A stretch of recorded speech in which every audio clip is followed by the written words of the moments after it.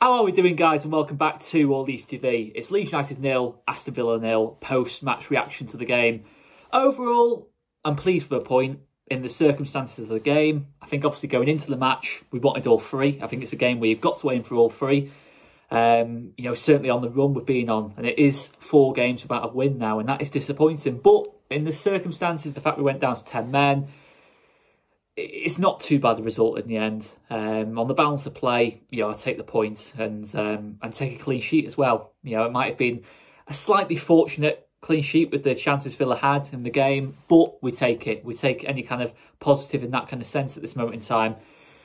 We go down to 10 men for pretty much the entirety of the second half. It's a really daft red card for Luis Sinisterra. I know we've had different decisions go against us, but I can't have any complaints. It is daft. It's a soft red card. You'll see much worse red cards this season than that.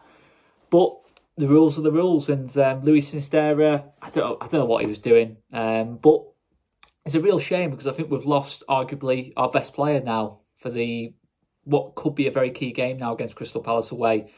But it is what it is. I think there has been positives today. I think defensively we've dug in. I think we've defended our box really well. There's been a few times again, similar to the Brentford game, the Everton game, the Brighton game before this, where we've been caught out with the back line quite high up the pitch again. In terms of when they've been able to play through our press, Villa, we have been caught out a couple of times in terms of our high line in that lot. And Meslier has made some superb saves in the 1v1s. I think he's dominated every single 1v1 against Ollie Watkins. And listen, it wasn't a solid game at all for Illan Meslier today, because on the crosses as well, you've had a couple of moments there where Villa quite easily could have scored, where Mellier's been a little bit indecisive. He's come for crosses, totally missed them. It's led to big chances for Villa. So it's been a very mixed game for pretty much every single player today. There's been positives and negatives, I think, for probably every individual performance. But listen, we're 12th in the table.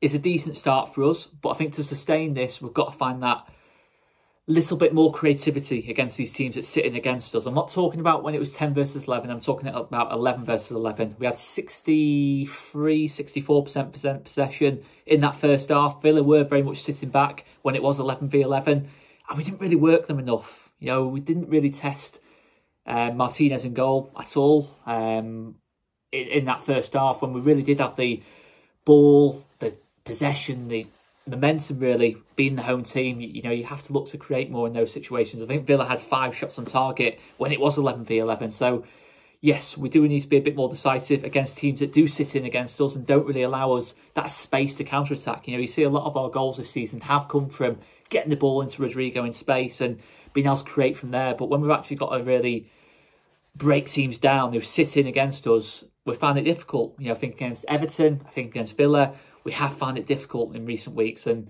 I think we're going to find more and more, certainly the Fulham game coming up, the Bournemouth game coming up, some of these potential 6-pointers when they do come along, Leicester as well coming up, all teams that kind of do sit in quite a lot and will let us have the ball. We've got to find a way of breaking these teams down. And I think defensively, yes, we have got to sort out this high line thing. I think the positives are definitely there in terms of the press. I think certainly first half, you saw us pressing really well with that back line pushed really high up the pitch. But as the half wore on, you were starting to see moments where Ollie Watkins was getting in between the back four and Illan Meslier. Today, we kept a clean sheet from it. Mellier's made the saves. Villa aren't the best team going forward, let's be honest. They have been toothless all season, so it isn't a great barometer, this today. We have definitely got to improve in those areas. I think Crystal Palace, with the likes of Wilfried Zaha, Elise, Eze, so many different fantastic, talented players. We will have problems if we defend like that against Crystal Palace. I'm sure we'll create against Crystal Palace because it'll be a bit more of an open, end-to-end basketball match type game where, it will be a little bit more even in terms of possession. We will have moments where we can catch Palace out the pitch, but those are the 2 weaknesses for me this season so far. But it's been a good start all in all. We just need to iron out those weaknesses if we are to sustain where we are on the table at this moment in time, which is pretty comfortable mid-table. And I think we all would have took that at the start of the season, but we have got to improve in certain areas to sustain this. Yeah, we know we've got limitations. I think we're still starting to see that we haven't quite got that settled back four yet. Is it Rasmus Christensen, Luke Ayling at right back? You know, it's still not quite clear in that kind of situation. I would probably say it's probably Rasmus Christensen's to lose at this moment in time, but he's still adapting to this league more than anything. I said the other day that he was adapting into Jesse Marsh's system. It's not that, as quite rightly was pointed out to me. It is the league more than anything that Rasmus Christensen is adapting to, because it's a big step up. Let's be totally honest. It's a big step up, you know, into the Premier League.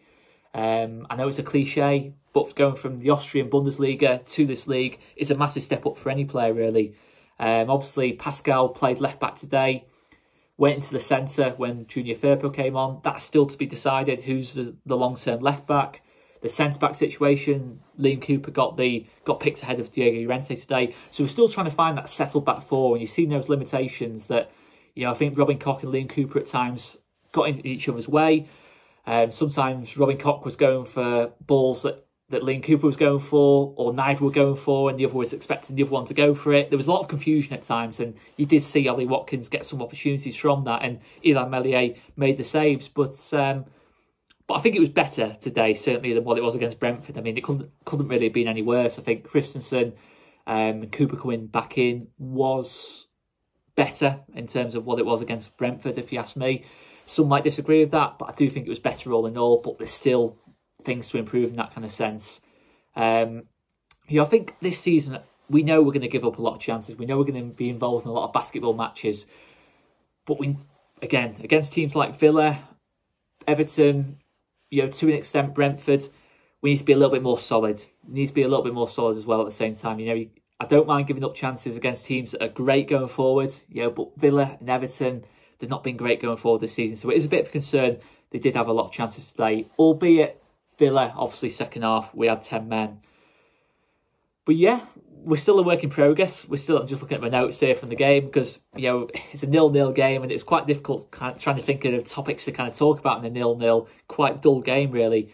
But we showed good character. I said it before this season. I know it's a cliche again, but character was there to, you know, dig in at 0-0. Maybe we don't get that result last season. I don't think we do get that result last season in terms of showing that fighting spirit to get the point. You know, it could be a crucial point in our season, who knows? But we are a little bit inconsistent. Obviously, I've mentioned already, it is a lot of games without a win now.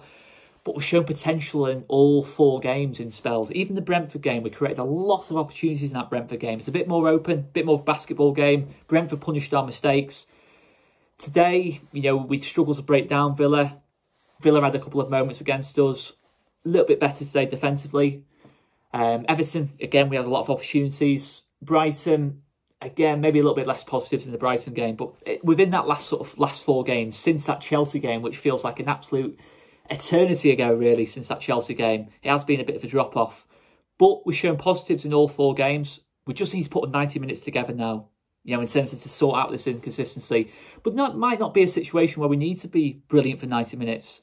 We just need to sharpen up certain areas, but there's positives today. Despite it being a horrendously dull game today, it's still one where it could be a point gained rather than 2 lost. I think when you go down to 10 men in the Premier League against any team for a half, it's definitely a point gained.